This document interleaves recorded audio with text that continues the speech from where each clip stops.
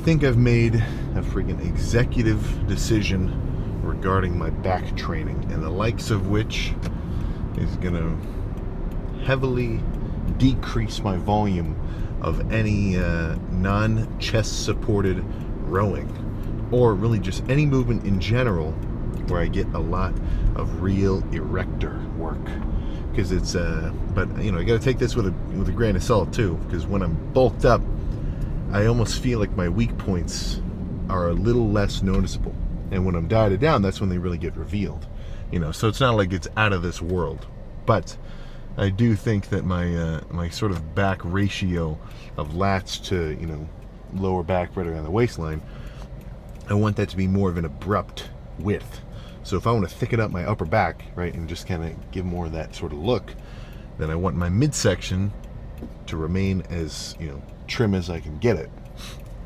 So in doing so, or at least, you know, what I can do to kind of, you know, help bring that around is just chill out on lower back loading, you know, which kind of sucks because, I mean, freaking squats are cool, but I think it's probably in my best interest to just start camping out on the leg press and you know, pendulums and things like that, where it's more just a controlled movement, and, you know, more 95% quad rather than like 70 quad, 30% lower back in terms of, like, you know, just overall loading and sort of fatigue, right? You're going to be way more fatigued full body wise after a crazy set of squats than you would be, you know, any kind of direct quad movement where it's just a bit more controlled. But that's my plan. That's one thing I'm going to kind of keep going forward. So that's going to be a little more increase of not only just regular chest supported rows, but, you know, just more upright kind of pulling anyway. That's I'm getting excited to go back to that one kind of upright row I've got on the far wall at the gym here, just because it's, I mean, like, I do get some lat activation, but the amount of mid-trap and kind of upper sort of rhomboid area and things like that I get with it, it's just sweet. Whereas it's kind of hard not to lean back a little and work your lower back, even on a regular chest supported, like kind of over the top row, you know? So that's what I'm thinking. I want to kind of up my Dorito factor. And here's one more thing I feel like I kind of have to mention at least every so often. You can't judge the build purely off of the bulk, right? And I'm not saying for me specifically, I'm saying for everybody across the board. Honestly, yourself more so than anything else, because that's where, you know, you're not exactly in your final form, right? It's as though you're looking at somebody in a big ass like Belarusian coat in the middle of friggin' winter. You have no idea what's underneath, you know. So of course, don't get too soft. That's don't over bulk, but that's the whole point of it, is such that you're working on kind of the build on the inside. The point isn't to reveal it yet, right? You're building up these basic building blocks first, and then if you decide you want to do a serious diet down, or just bring your body fat down to a little more of like a maintainable kind of level, that's where you get to kind of realize, like, all right, yeah, I have been making some tricep gains, but I haven't really been noticing because I've got a little more, you know, extra body fat on me. And then as soon as you kind of peel down and some of those details start to get revealed, you get to say, whoa, the summer bulk actually freaking worked. You know, so whether or not you're the diehard winter bulk kind of guy, and you just have to be diced for the summer no matter what, you know, whatever. Your schedule can be whatever you want it to be, right? But what I would really hate to see is anybody getting discouraged from starting to make real gains by starting to eat more food because they're gonna, you know, be afraid of putting they're gonna be afraid of putting on too much body fat, you know. And it's just that's the worst, right? You get this paralysis from just fear of anything different than where you're at now. You know, you're very comfortable just main gaining, you know, you're 170. You know, let's just keep doing this for a while. Everybody's saying main gaining is where it's at, you know, but you can get totally lapped by the guy who starts slamming, you know, extra chicken and rice, or just getting some extra meals and everything else because he's got more freaking fuel. You know, what car is going to go further? The one with half a tank or the one with a full tank? That's not an exact analogy. Obviously, we're not freaking engines here, but I think the sentiment holds well enough. So I think no more chatting. I can almost guarantee within 30 to 40 minutes of finishing the first warm-up set that my back will be pumped to SHIT. And it's nice out, so I can actually do a freaking open garage door lift. It's been a while. It's been pretty rainy as of late. Haven't gotten to enjoy that natural light for a little while. So let's get in there. All right, let's not start with anything too wild, rather than the whole stack, just a few notches under. And with these pull downs, I want to try going a little wider. I think I've got a habit of a narrower grip and then kind of pulling with my whole back, which you'd think if you're hitting back would make sense, but I get a lot of that erector feel at the bottom. So I think I want to keep my torso more upright, not lean back at all, or at least as little as I can, and almost feel like I'm pulling my elbows into my back rather than just overall down, if that makes any sense.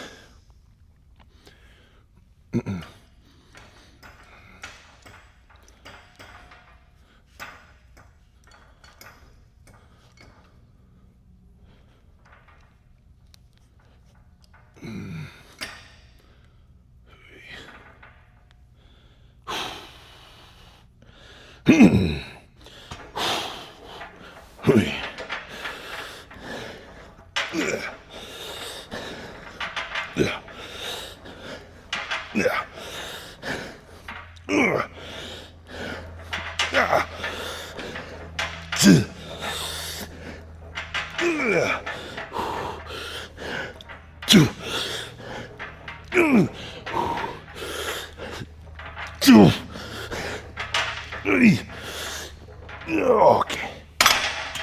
Oh, all right. One more.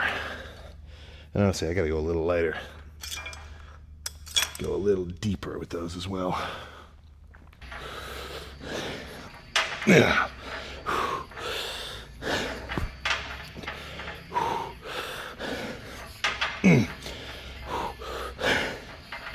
Yeah.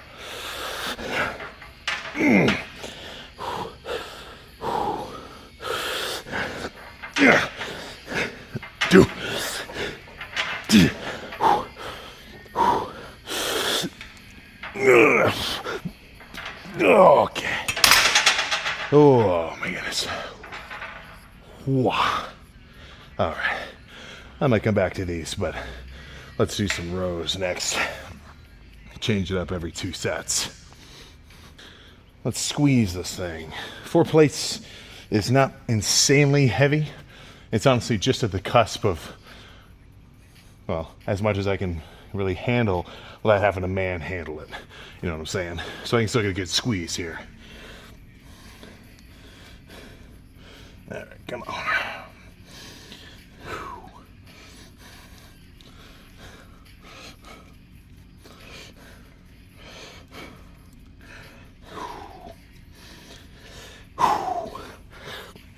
All right.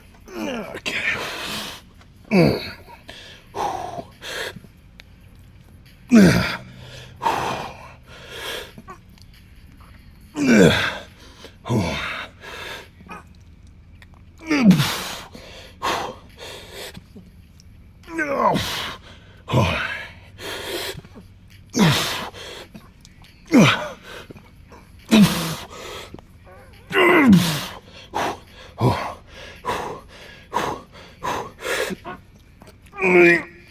Oh my God. Oh, all right. Oh, goodness. All right.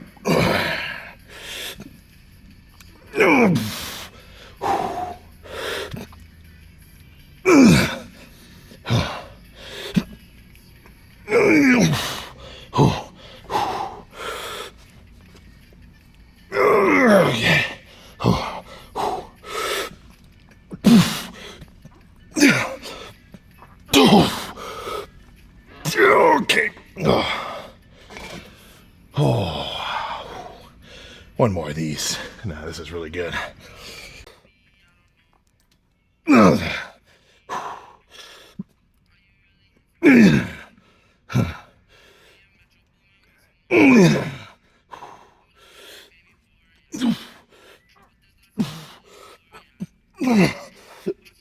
Okay.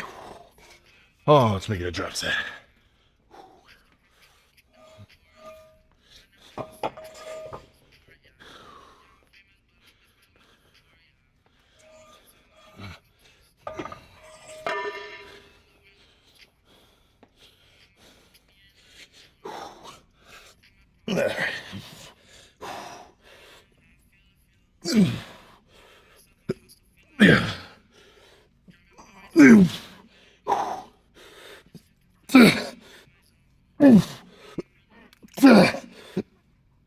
Okay.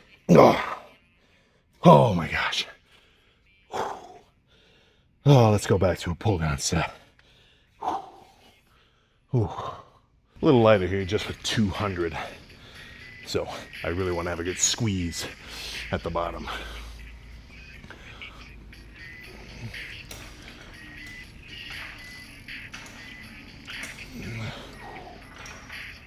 The same approach with the wider grip though.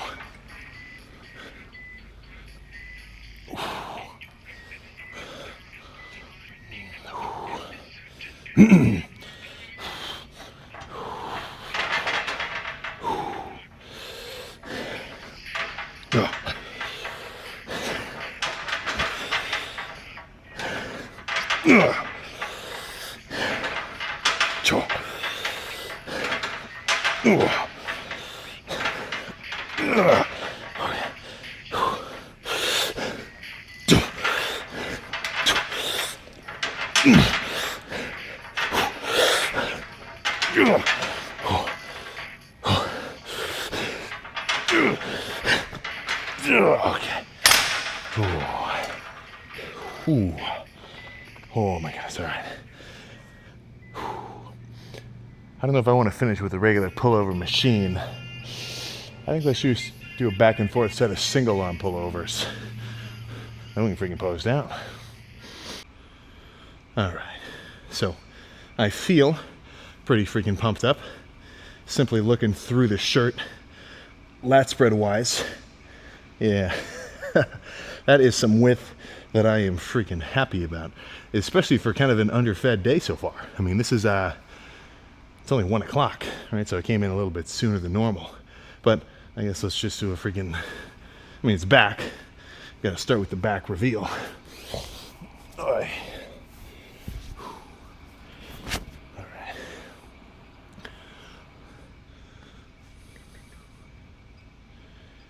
There we go. Yeah, it's probably about the sweet spot.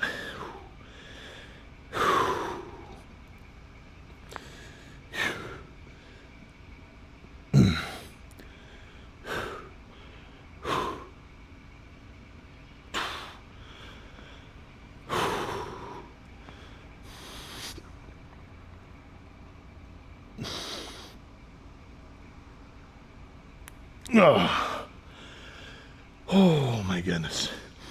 Yeah, but overall, like ridge-wise down the middle, that is most certainly the thickness that I'm aiming for.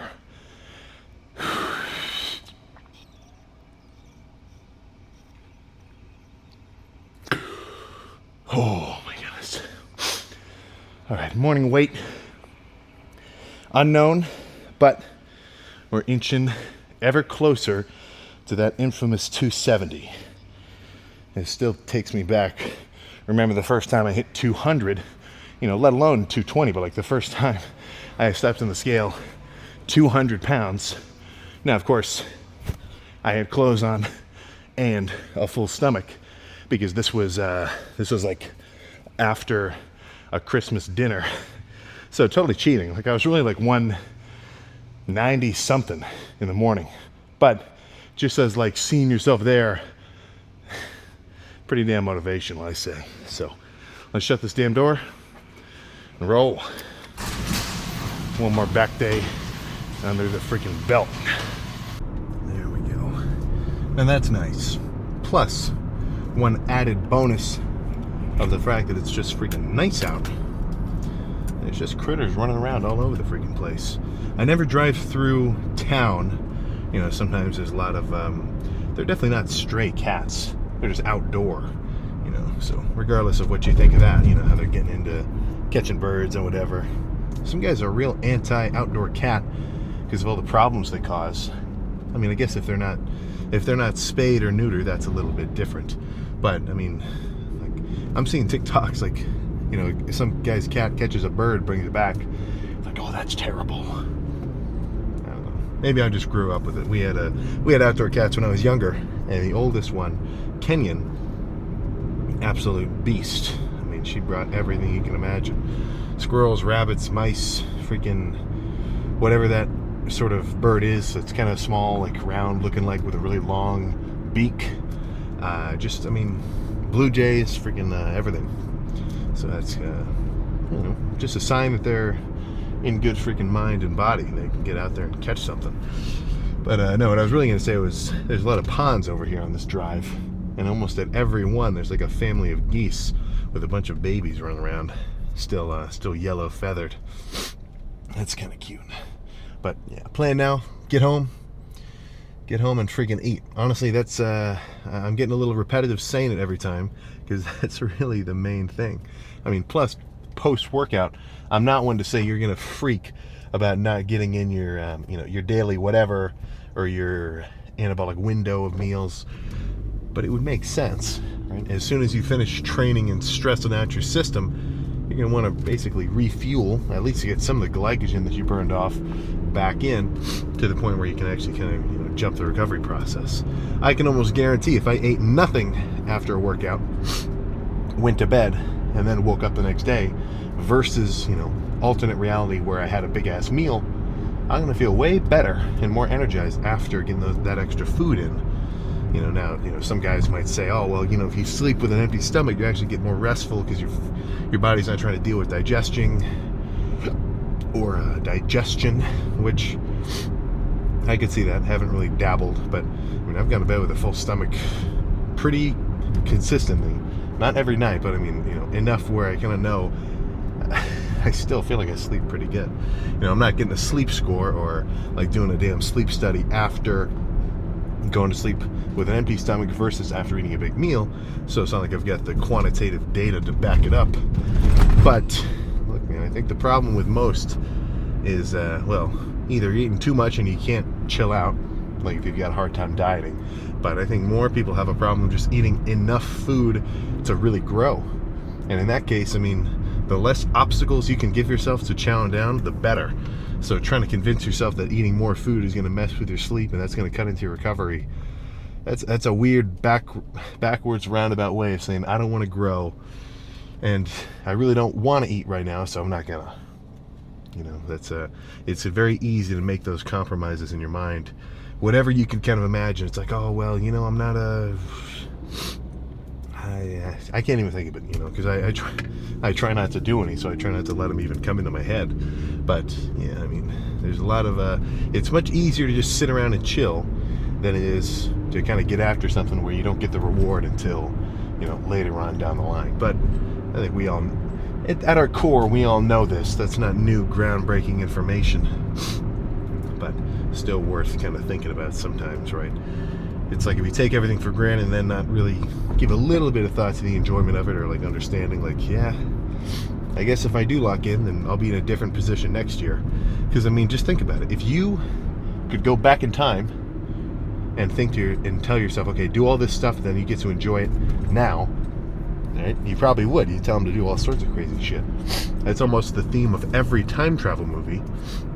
The guy always wants to go back and tell himself in the past what he should have done. We're in the same situation. You know, you don't have yourself from the future coming to tell you to do it, because you already know that you should be doing it right now, right? So I guess it's just I usually like to think about it as though, even though it's just you're kind of responsible for your future self, your future self as well. So, you know, to do anything that could jeopardize you in the future, I mean, you wouldn't, unless you're a total sleazeball, you wouldn't totally screw somebody over that you know. In what world would it make sense to screw yourself over by slacking, and then you're going to have to deal with those consequences later on? And there will be no rebound, right? So whether or not you're in the girlfriend broke up with you trope, or if you're in the you know, I got to show them and get jacked kind of storyline, whichever one resonates with you the most. play into it and make something happen. I mean, I can't tell you how many people just, their days are on repeat, right? It's whatever their normal schedule is. Come home and chill, repeat. And that's the end of it, right? And that's not something that really scales very well, right? It's not particularly uncomfortable, but it does not scale, right? The more things you can get into that have kind of not what's the opposite of diminishing returns? Like almost like kind of accrue interest the more you work on them. Those are the things that, at least having a couple, are going to be extra worth freaking while. But I think that's enough chatting. I'm going to go home, eat something, and then I've got an arm day tomorrow. Now, do I want it to be a little lighter squeezing, or should I throw some stuff around? I guess that's a question for future Sam to answer tomorrow. So I'll see you then.